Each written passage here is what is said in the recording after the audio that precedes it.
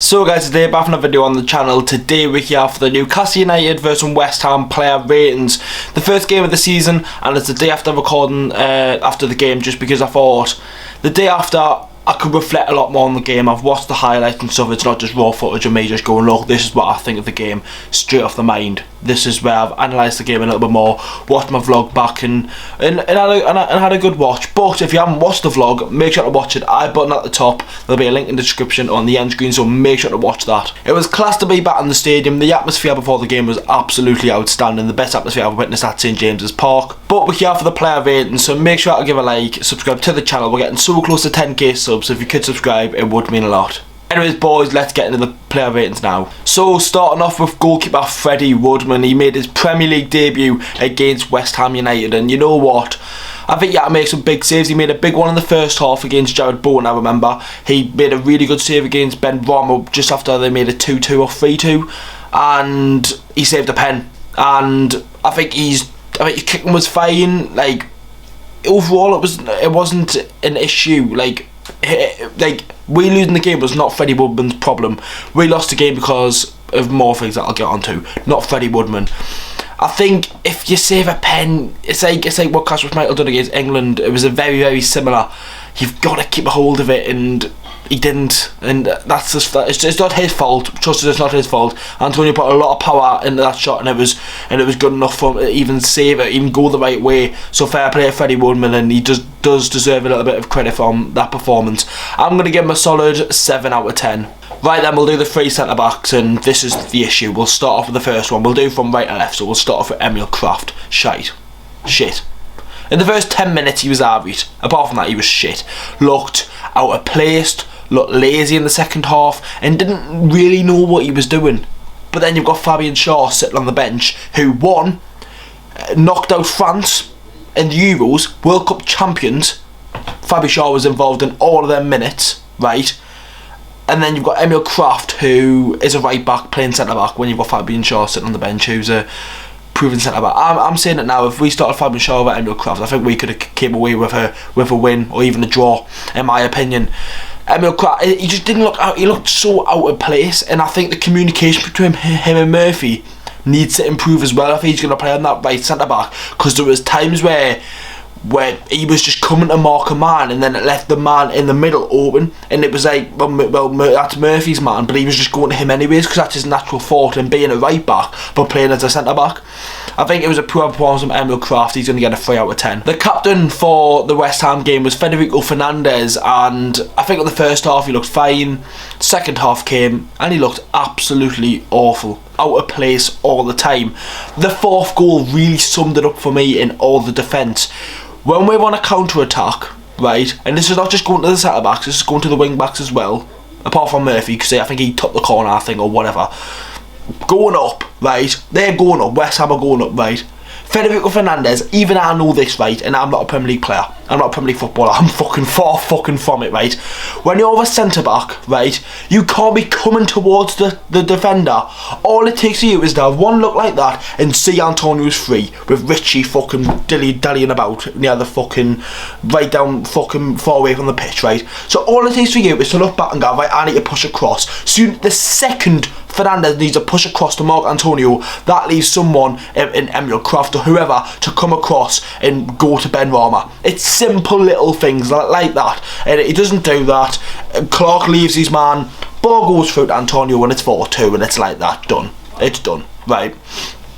The little things like that where even I can see it, right? I'm fucking 19 and I've got better football analysts than fucking Steve Bruce, right? Fucking shite, right? That defence needs a lot of improvement, and it really does, so I'm going to give Federico Fernandez the same as Emil Kraft, 3 out of 10. Keeran Clark now, and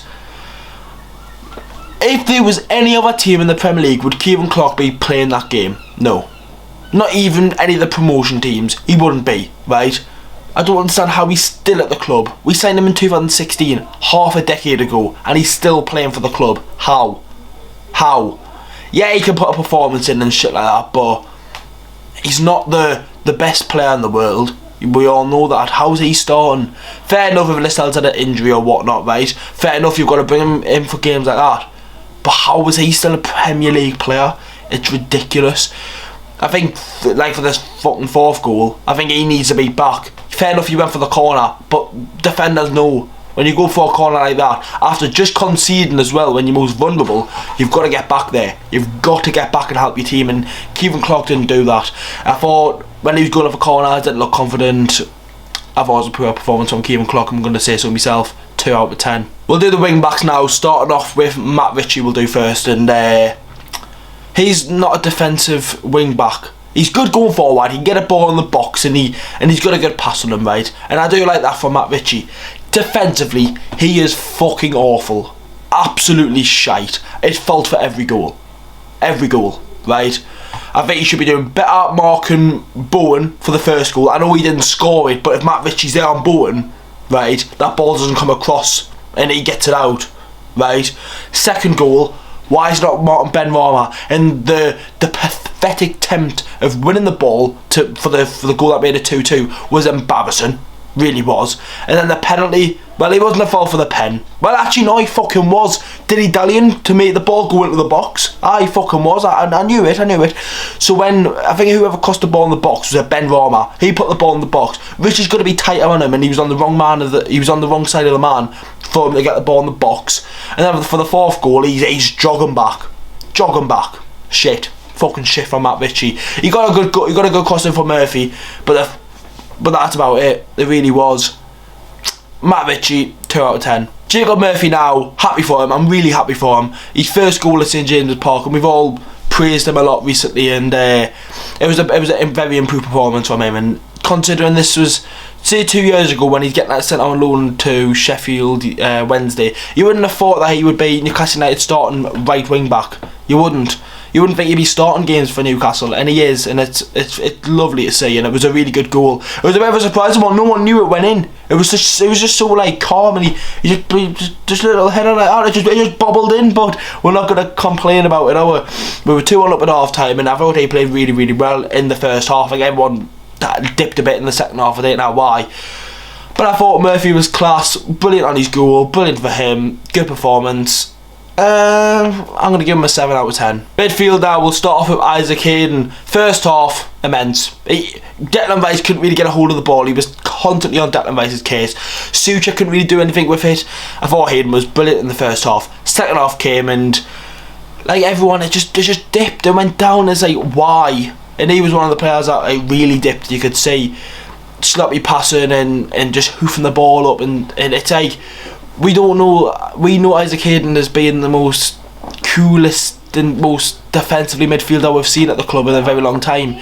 When he hoofing the ball up with Wilson, when he's got 4 defenders on him and shit like that, it's like, it's just not going to work. And I thought he was good in the first half, he really was, and that's why his rating's going to go up a little bit. So Isaac Hayden for me, 5 out of 10. Joe Shelby now, he got substituted off in the second half for Ryan Fraser. In the first half, made some really good passing, a couple of good passes around the pitch. It was good from him. It was a decent first half, but the second half came, and I think he lost his head a little bit. Got that yellow card for a reckless challenge on first Benrahma, who caused problems for us massively, and Shelby had to follow him in that position. But going into the game with Shelby, I mean, passing wise, he was making good balls for Maxi, good balls for Richie and stuff like that, but in the second half he loses his head, and I think it was a good substitution to bring him off for Ryan Fraser. They're one of the only positives you could say for fucking Spacker face done all game. So I mean, it wasn't, I've seen Johnny Shelby worse, I have, but I still don't think it was immense or class, so I'm going to give him a 5 out of 10. Right then, now the attack, and I think this is the only positive you could say. We'll start off with Almiron. It was a frustrating day for him. He hit the crossbar from a deflection, and he saved the shot off the line in the first couple of minutes. But sometimes, right, I've got trust in him, because it's very rare where Almiron loses the ball. But like, you just watch him and think, you're going to lose the ball here, mate, just pass it. He runs with it, he takes a long little touch, and it's like, just calm down. Just you've got the pace, you've got the time, and you've got the position. just calm it down, and then see you pass off, and then look around and then think, rather than just run around like a fucking headless chicken. Because we've seen him do it. We've seen him where he's calmed down and he can play the ball and he can run with it, and we need to see more of that from him. Because if not, Joe Willock goes into that position for me in that account role, and you play, I don't know, whoever the I made, because I think Joe Willock's too good to play too deep. He needs to be up there scoring goals and playing off players, so we'll have to see what happens with him. But number one, it was a frustrating day for him. He hit the bar. I don't think he was bad. Gonna give him a 5 out of 10. Right then, Alan SAINT-MAXIMIN, right, that first goal, ridiculous. How the fuck have we got him? I've seen so many tweets. The best one, call Alan SAINT-MAXIMIN a fucking wok because he was cooking rice all night, and that was class. What a player. What a player. And I see this in every player ratings. It's very rare when I got Alan SAINT-MAXIMIN shit, right? There's times where I've said it, but it's been very rare. One criticism on him, the second goal was his fault.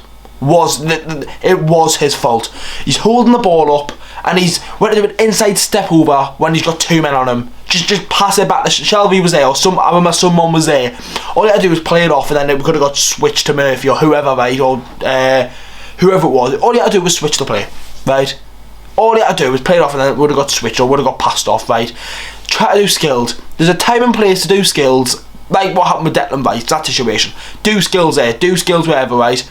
Not every single second, because it doesn't work. When you're in the centre of the pitch, the most vulnerable place on the pitch, you've got to watch it. You've got to watch around you, your surroundings, right? And Maxi, I don't think really done that in the second half. He was a little bit reckless, a little bit upfield, because I think Peter might have said something at half time like you're the GOAT and shit like that because of what he'd done in the first half. I think that might have got a little bit into his head, just a tad. This is just general thought. I could be completely wrong. And then he goes on and they score to make it 2-2. But he was incredible in the first half. I remember one time he made a run from like the corner flag. He did a Ronaldo chop and then ran up the pitch. He was class. He was class, and we're lucky to have him. We really are. And for the sake of the first goal, he should.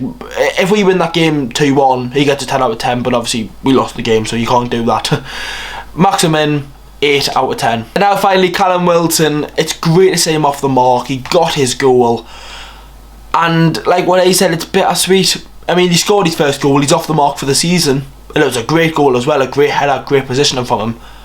But the goal meant nought. The goal meant fuck all, didn't it? Because we lost the game 4-2, and that's what he said. He went, normally when he scores, it's normally when it means something, not when he scores and it doesn't mean anything. So it's all what to take for him. I thought he performed really well, to be fair. I think if he's getting taken off because he doesn't want to get risked, fair enough. But he started next week, and hopefully he can score against Villa, a team that he rejected to come to Newcastle. So we'll have to wait and see. But Callum Wilson, I thought, was class. He held the ball up well, and he played off Maxi really, really well, and played off Murphy really, really well. Good performance on him. It was good to see him. He loved the fans as well. He was fucking loving it, and the new chant as well. He loved to see it. Callum Wilson, 8 out of 10. I'm not really going to do the substitutes. I think Fraser was Aris, and then Sean Longstaff came on and Joe Linton came on for the last 5 minutes, so I can't really give them a rating. But that is the player rating, lads. It's the day after recording it. This is Monday afternoon, so I'll try to do this as much as I can. Like, maybe it's on like a Sunday after when I would record and upload the player ratings if a game's on a Saturday and stuff like that, just because I feel like it'll reflect it a lot more, add it to getting like an upload out every day rather than a double upload there. Do you know what I mean? It'll help the channel, hopefully. So make sure to leave a like, boys, subscribe to the channel, let me know your thoughts on my player ratings, give me your player ratings, and I'll see you all for the game coming up against Aston Villa. See you all in the next one, boys.